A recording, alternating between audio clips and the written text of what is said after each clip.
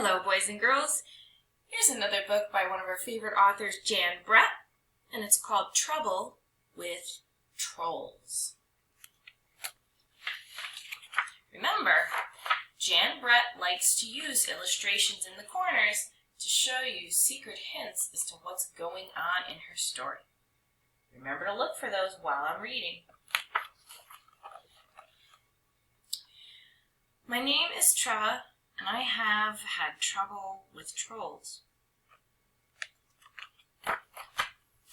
It all happened one day in early spring when I decided to visit my cousin who lives on the other side of Mount Baldy. It takes all morning to climb up the mountain, but then I fly down the other side on my skis. My dog Tuffy and I walk up the path until we reach the place where the last of the old trees stood. And that's where the trouble with the trolls began.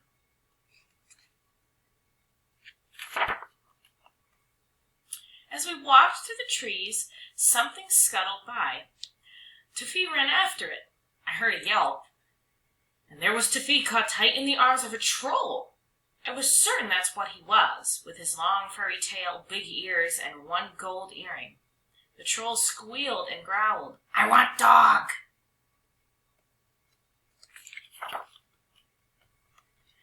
He waggled his ears back and forth at me. Then I had an idea. Maybe I could trick the greedy troll. "Go ahead, take the dog. I've got my beautiful mittens." And I reached up and warmed my ears as if I couldn't do without my mittens. The troll's eyes darted back and forth from Tuffy to my mittens, but it was too much. He had to have them. He dropped Tuffy, grabbed my mittens, and ran off.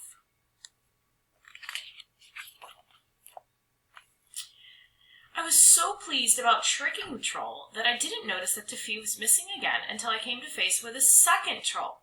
This one was rocking with glee, his long nose buried in Tuffy's warm fur. "I got dog," he boasted. I shrugged. "Oh, you can have the dog," I said. "Just don't take my favorite pom-pom hat." I fluffed it up and dusted my nose with it. The troll's eyes lit up. He snatched the hat and scurried away as fast as he could go. What a morning! I had lived on Mount Baldy all my life, and I had never heard of anyone stealing a troll or seeing a troll. It was time to take steps. "Tuffy," I ordered, "from now on, you follow me." What I didn't know was that a third troll was sneaking up behind us. I heard a noise. Whoop! This troll had grabbed Tuffy by the tail and was pointing to a big iron pot. "Pull, pull!" she cried. I slipped off my sweater when she wasn't looking. "Whew!" I said. "That leaves my special puller."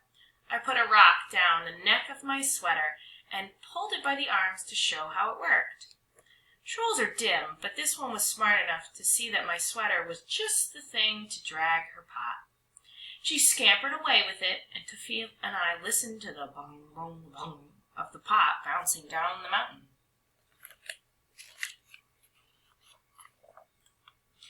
Now we could see the top of Mount Baldy. What a relief! What we didn't know is we were walking toward double trouble. As Tuffy and I squeezed between two boulders, twin trolls jumped out. "Ha ha!" they bellowed together and pounced on Tuffy.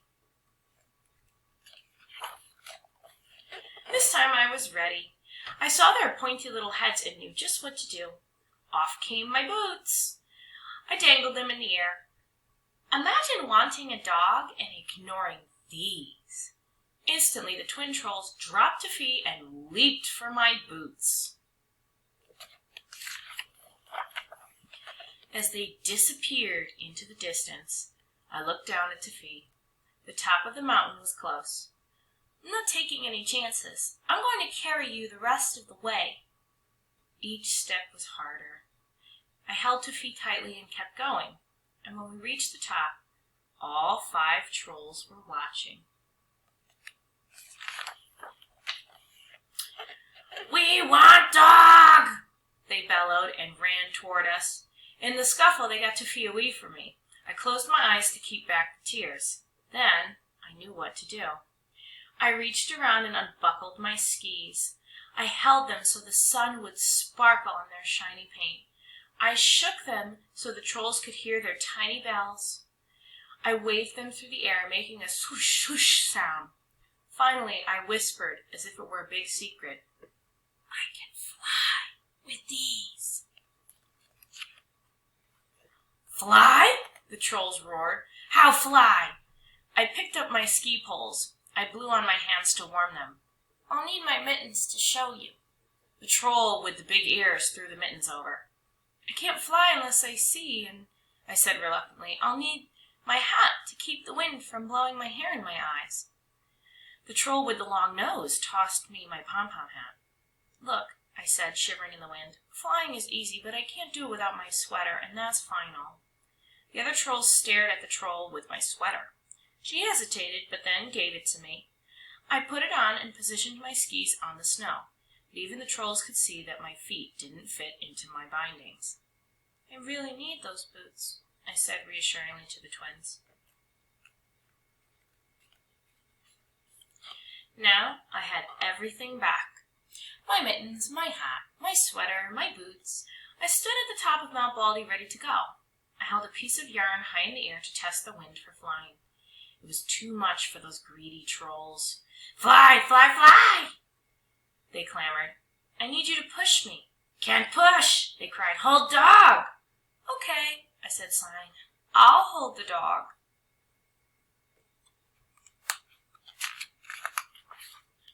The trolls gave me one giant push. Fly, fly, fly! They shouted at me. As we flew down the mountain, I could hear the trolls' cries change to wails of dog, dog, dog. And as I looked back, all I could see was a pile of trolls shoving and pushing each other furiously around in the snow, arms flying, heads bumping.